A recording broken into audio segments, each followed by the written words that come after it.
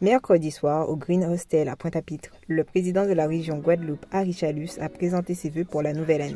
À l'occasion de ce rendez-vous annuel et entouré de la majorité des médias guadeloupéens, en plus des deux nouveaux directeurs de RCI et de Guadeloupe la Première, le président de la région en a profité pour partager sa fierté d'avoir pu mener de nombreuses actions en faveur des villes et communes du territoire.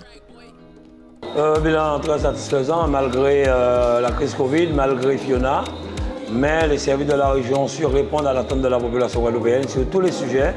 La région est plutôt sur le développement économique, mais nous avons quand même pu accompagner les 32 communes de la Guadeloupe, que ce soit pour les 4% d'octroi de mer, qui est un fonds d'aide aux communes, que ce soit pour les travaux dans les communes, les écoles, les déchetteries, les routes, la formation, les entreprises, ces aides régionales au développement et à la création d'entreprises, que ce soit pendant le Covid, les aides apportées aux entreprises en difficulté, la formation.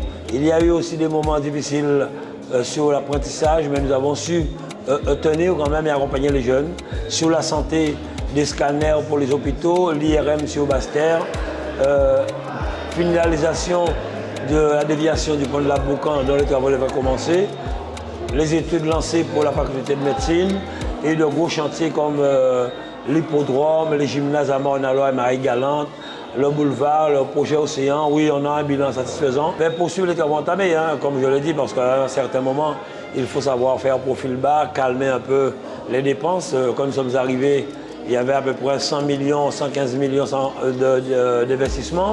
Nous sommes passés à 340 millions d'investissements. Cela veut dire que nous injectons de l'argent dans l'économie de la Guadeloupe avec tous les gros chantiers. Le lycée Bainbridge, la première tranche est finie. Nous allons attaquer la deuxième tranche pour plus de 80 millions. La première tranche, c'était 103 millions. Donc oui, c'est vrai, la région s'investit sur la plupart des grands dossiers de la Guadeloupe. Maintenant, il reste à améliorer le service transport parce que nous voulons qu'il y ait un transport de qualité et une autorité unique qui organise le transport ici. Nous voulons aussi le démarrage des unités de traitement des déchets, des usines de traitement Sinoval et aussi au niveau du CEBAD. Poursuivre la construction des déchetteries dans les communes, pour le compte des communes et des agglomérations. Et finir aussi les 8 écoles que nous avons aussi en maîtrise d'ouvrage pour les communes. Aujourd'hui, comme je le dis, on entend que les communes sortent de déficit parce que la région accompagne les communes et on n'entend pas que la région prive qui que ce soit de subventions. Et nous allons lancer aussi beaucoup d'infrastructures sportives, que ce soit des terrains synthétiques, des pistes d'athlétisme, d'éclairage public dans les stades pour les communes, pour vraiment soulager, accompagner ces communes. Et ça permettra aux maires de faire autre chose dans la commune pour ses administrés.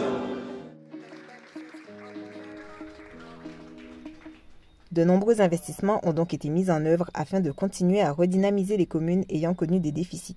Pour 2023, espérons que ces objectifs puissent être atteints.